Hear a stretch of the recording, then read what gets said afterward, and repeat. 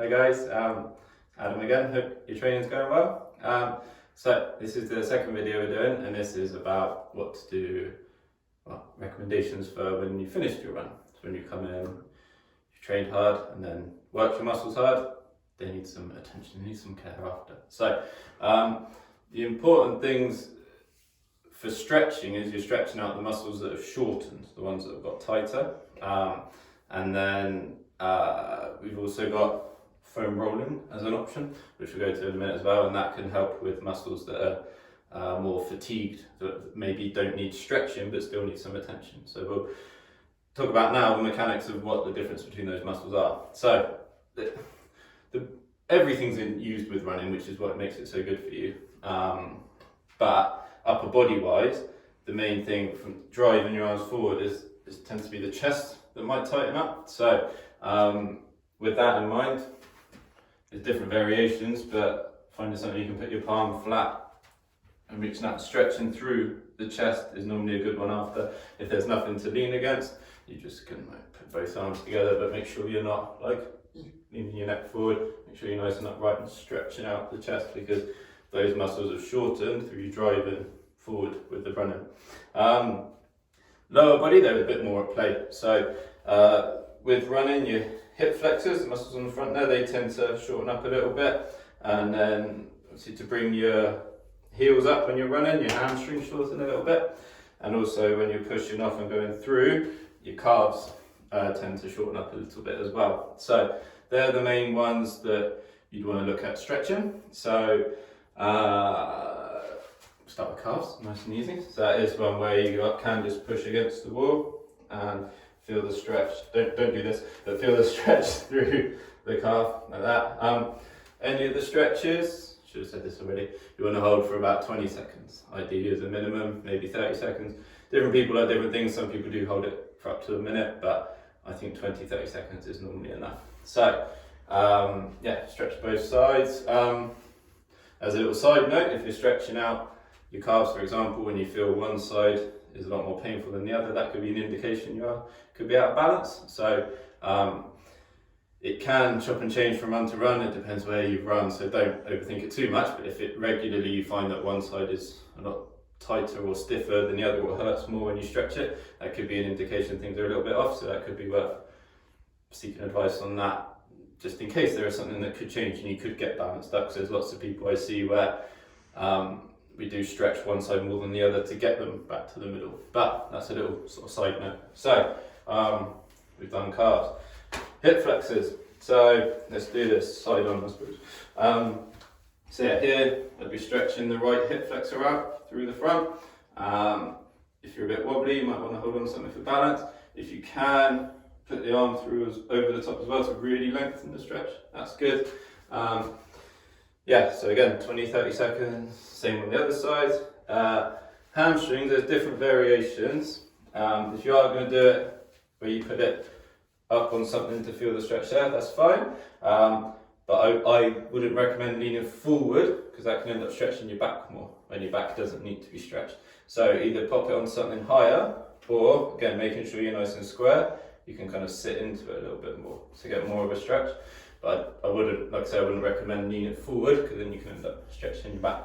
The other hamstring option is lying down, bringing your knee into your chest, holding behind your knee, and then extending up. So this one, your leg isn't straight, but it's really effective at getting the stretch through the hamstrings on the back of the leg there. Cool. So one that is notable by its absence maybe is quad stretching. Like, I don't think after running you should quad stretch, because you haven't done anything where you've kicked, you haven't done anything where you've shortened, and the hip flexors shorten through running, but the quads don't. So I think that's one that a lot of people will do that after. That I, again, tell every client who runs not to do that, and it definitely does help. So, but quads get tired. So what do you do? So we have a selection of equipment over here. So you can get foam rollers, you can get them off the internet. Don't spend loads, you shouldn't spend more than about 15 quid nowadays on getting one.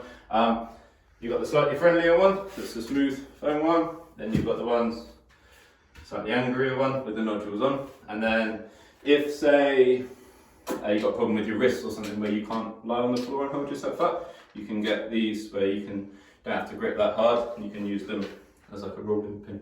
So using the quads, for example, then, let's say you could do that sat down, would be better because then the muscles relax and you can get deeper into it. But if you can prop yourself up, like hands or elbows, this is really nice for doing the quads. So they get tired after running, but they're not short and tight. So they'll fatigue and you'll know that they've worked, but you don't want to stretch them out because they're not actually short. So it's almost like you're doing kind of like a plank and just rolling through. You can also kind of side to side as well, so then you can get sort of 2 attacks on the muscle. Yeah, that's really nice. You can foam roller the glutes as well. That's a nice one to roller. So you can be lying on your side and getting in there. If sometimes people find the calves, they almost can't get a great stretch. So that's why the roller can be good for those as well. If you can tolerate it, you can hook the other foot over and get into it.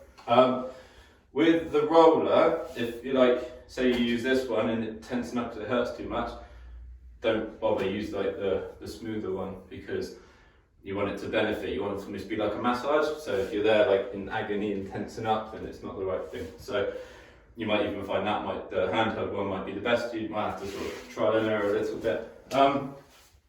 With rolling, it's kind of, you don't go like up and down X amount of times or anything. You kind of do it a bit by how you feel and a bit with time. So maybe you could foam roller the quads for a minute or 2, same for the calves. You don't want to spend like half an hour on it because then it would bruise up, it'd be far too much. But just giving them a light little massage and little flush through either the stick or the roller is effective. Another running specific one, it's not a guarantee that like your IT band on the side. Lots of people who do run have tight IT bands, but it's not like a thing because you run you get them kind of thing. Like if everything's working efficiently, your IT band should be okay. But if there's a little bit of weakness somewhere, sometimes the IT bands can take over with running. Like if you're not quite strong enough possibly, then the IT bands do stiffen up. So this is another common one, and lots of people who run know about rolling the IT bands, but if you're not sure, let me show you. So the IT band's a bit that runs all the way down the side underneath the knee. So sometimes people get it, if the IT band's tight, it pulls underneath the knee. So there isn't really kind of a stretch for it. So the foam roller is the best thing. So on this, you kind of, if you like, on your side, nice straight line. And it's not as complicated as it looks normally. So you can literally just pop yourself up and then slide that under, and then you're just rolling up and down on the side. If this is tight, it will hurt. So you might find only like 30 seconds is enough. And like we touched on earlier, if you do the IT band and you find that one's a lot more painful than the other, that could be an indication things are a little bit off. Again, looks like planning ahead for injury prevention and things like that. But hopefully, I think that's covered everything. So yeah, you want to, after you've exercised, the muscles that have shortened, that have tightened, they're the ones that need the stretch. And then the other ones that have got fatigue, like your quads, for example, maybe your glutes, you can use the roller on those to give them some attention and give them some help, but you don't want to, you don't want to stretch the quads out after you roll it. Cool, I think that's everything. Good luck with your event. It must be time, it must be soon. So yeah, hope your training's gone well. And yeah, as per last time, any questions or anything, give us a shout through the link. But yeah, good luck. Cheers.